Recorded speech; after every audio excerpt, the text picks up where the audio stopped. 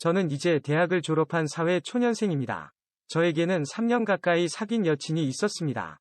그런데 여친이 조금 많이 연상이었습니다. 제 여친은 엄마의 친한 친구였습니다. 사실 엄마보다는 2살 적은 나이였지요. 엄마와 젊을 때 스키 동호회에서 만난 사이였습니다. 이모네와 가족끼리 모임도 종종 했었습니다. 하지만 이모가 몇 년 전 이혼을 했습니다. 그 뒤로는 이모네 집에서 종종 만났지요. 이모는 혼자 아들 1명을 키우고 있었습니다. 이모 아들은 저보다 10살이 어렸습니다. 그래서 저를 형이라 부르며 많이 따르는 편이었죠. 이모네 집은 바로 옆 동네였습니다. 그래서 엄마랑 같이 그 집으로 가곤 했었습니다. 그때마다 저는 이모 아들이랑 놀아주곤 했었습니다. 이모 아들은 아빠가 없으니 저를 많이 따랐습니다. 이모도 제가 집에 오면 든든하다고 말씀하셨습니다. 혼자 아들 키우는 게 쉽지 않다고 하시더군요. 그래서 이모가 저를 엄청 좋아해 주셨습니다. 제가 군대를 갈 때 서럽게 울 정도였지요. 휴가를 나오면 이모가 꼬박꼬박 용돈도 주곤 했었죠. 이모와는 원래 친했었는데 군대를 가면서 더 친해진 느낌이었습니다. 이모도 든든한 조카가 있다가 없으니 허전해 하셨고요. 그 뒤에 제대를 하고 이모가 초대를 했습니다. 이모는 잔치상을 차려주시더군요. 엄마와 함께 저녁도 먹고 술도 같이 마셨습니다. 이모는 기다렸다는 듯 하소연을 하더군요. 요즘 아들이 너무 힘들다고 하셨습니다. 아무래도 사춘기가 시작된 모양이었습니다. 특히 아빠가 없으니 더 방황을 하는 것 같았습니다. 그래서 저에게 좀 도와달라고 부탁도 하셨습니다. 엄마도 이모 많이 힘드니까 도와주라고 하시더군요. 그 뒤로 종종 이모네 집으로 갔던 것 같습니다.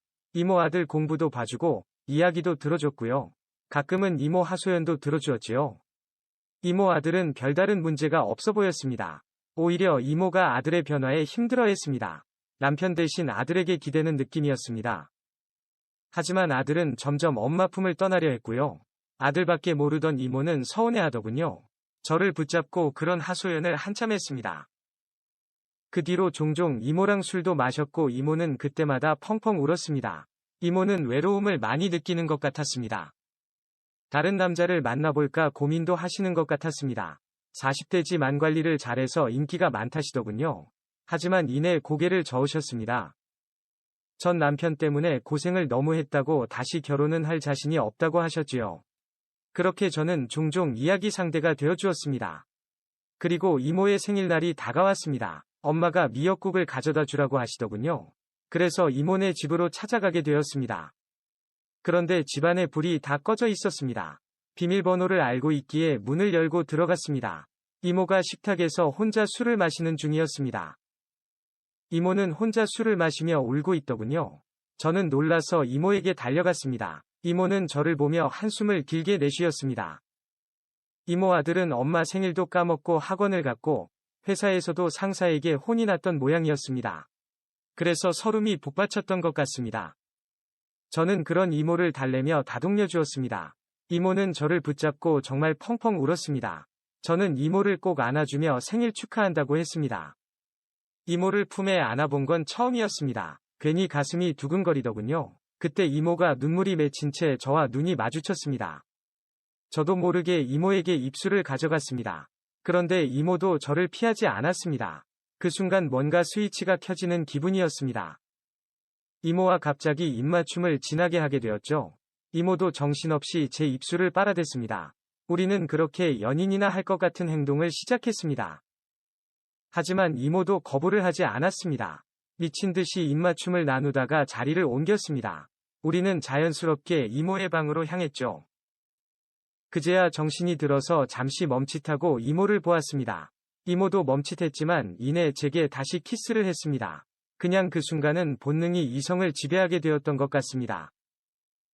그것이 신호가 되어 저는 이모와 하나가 되었습니다. 그리고 우리는 남자와 여자로서 사랑을 나누었습니다. 한참 그렇게 있다 보니 아들이 돌아올 시간이 되었습니다. 이미 정신은 차리고 있던 상황이었습니다. 쑥스러운 마음에 급히 옷을 챙겨 입었고 당황해서 옷만 대충 입고 도망치듯 나왔습니다. 집으로 돌아와 침대에 누웠더니 그제야 내가 무슨 짓을 저질렀나 싶더군요. 뭔가 크게 죄를 지은 기분이었습니다. 그리고 이모에게서 연락이 왔습니다. 내일 저녁에 잠깐 보자고 하시더군요. 저는 이 사태를 어떻게 해야 할지 두려웠습니다. 괜히 주변 사람들의 시선이 신경이 쓰였습니다. 그래서 이모네 회사 근처로 찾아갔습니다. 마치 죄 지은 사람처럼 자꾸만 숨어들게 되더군요. 이모의 차를 타고 지하주차장에서 대화를 나누었습니다. 우리는 서로의 잘못이라며 사과를 했습니다. 그리고 이전의 관계로 돌아가자고 했지요. 하지만 말과는 달리 뭔가 아쉬운 기분이 들었습니다. 그러면 안 되는 줄 알면서 이모의 입술을 찾았습니다. 이모도 제 입술을 피하지 않았습니다. 분명 그만하자고 이야기를 하던 중이었는데 이모도 오히려 저를 받아들여 주셨습니다. 저도 이모가 더욱더 예쁘게만 보이고 있었죠. 하지만 차 안이라 행동에는 한계가 있었습니다. 우리는 입맞춤을 하면서 서로의 마음을 확인했습니다. 분명 이모도 말과는 다르게 저를 원하고 있었죠. 그때 이모가 자리를 옮기자고 하셨습니다. 이미 이모를 원하던 저는 고개를 끄덕였고 이모는 차를 몰고 밖으로 나갔습니다. 그리고 이모는 어느 모텔 주차장으로 들어갔습니다. 이번에는 어제처럼 갑자기도 아니었습니다. 우리는 분명 서로를 인식하고 남녀 사이가 되었습니다. 우리는 서로를 똑바로 바라보며 입맞춤도 했고 성인 남녀로서 서로를 짝으로 인정하고 행동했습니다. 이번에는 실수 같은 게 아니었지요. 진심으로 여자를 사랑하는 마음으로 이모를 봤습니다. 2번이나 그녀를 가진 터라 이모가 제 여자로 느껴졌습니다. 약간은 즉흥적이지만 저는 이모에게 몰래 사귀자고 했습니다. 하지만 이모가 한숨을 쉬며 고개를 저었습니다. 이모도 제가 좋지만 제 앞길을 막고 싶지 않다고 하셨습니다. 그리고 엄마에게도 너무 미안해서 안 된다고 하셨지요. 대신 지금처럼 이모가 외로울 때 친구가 되어달라시더군요. 이모도 가끔 남자가 필요하다고 하셨습니다. 그러니 제가 가끔씩 이모를 안아주면 좋겠다고 하셨습니다. 저는 고개를 끄덕이며 그러겠다고 말을 했습니다. 이제 이모가 소녀처럼 제 품에 안겨왔습니다. 저도 이제 안심을 하고 이모를 품에 안았지요. 그날 이후 저는 이모네 집을 거의 매일 찾아갔습니다. 이모가 퇴근하기 무섭게 이모와 사랑을 나누었고 아들이 학원 마치고 돌아오면 잠깐 숙제를 봐주었습니다. 엄마에게는 이모 아들 공부 봐준다는 핑계를 댔습니다.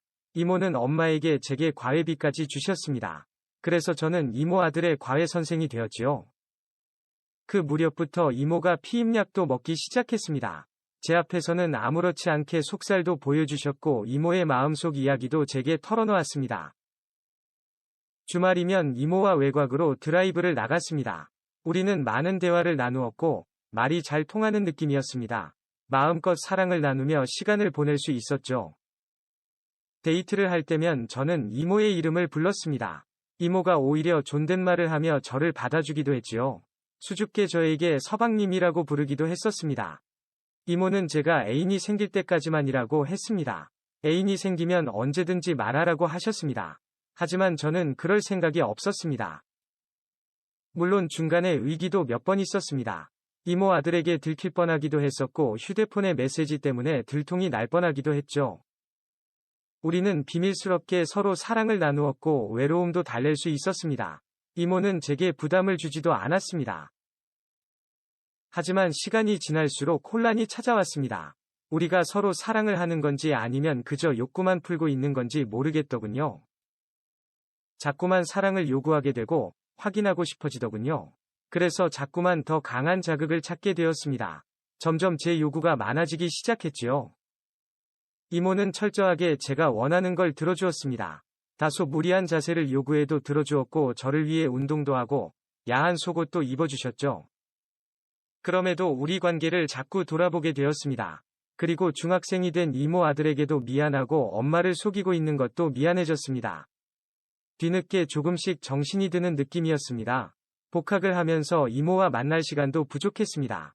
자연스럽게 이모와 만나는 횟수도 줄었습니다. 그렇다고 이모가 싫어진 것은 아니었습니다. 이모와는 자주 전화기로 대화를 나누곤 했습니다. 점점 이전의 관계로 돌아가는 느낌이었죠. 가끔 욕구가 생기면 이모를 불러냈습니다. 그때마다 이모는 최대한 예쁘게 입고 나왔습니다.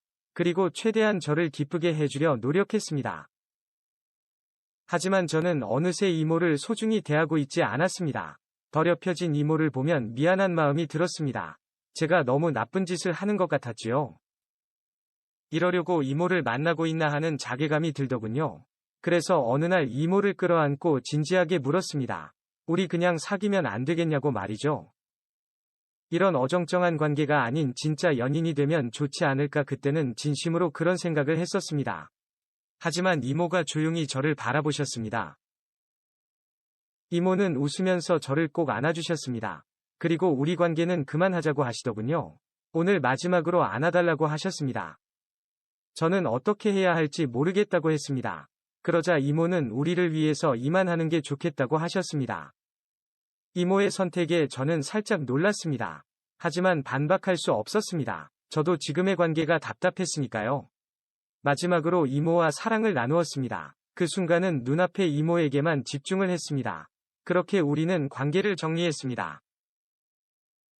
수없이 사랑을 나누었던 사이입니다. 당연히 헤어짐이 어려울 줄 알았습니다. 그런데 신기하게 너무 쉽게 관계를 회복했습니다. 지금도 이모와는 친한 편이고 이모도 여전히 엄마와 친한 편입니다. 마치 아무 일 없었던 것처럼 말이죠. 영상 시청 감사합니다.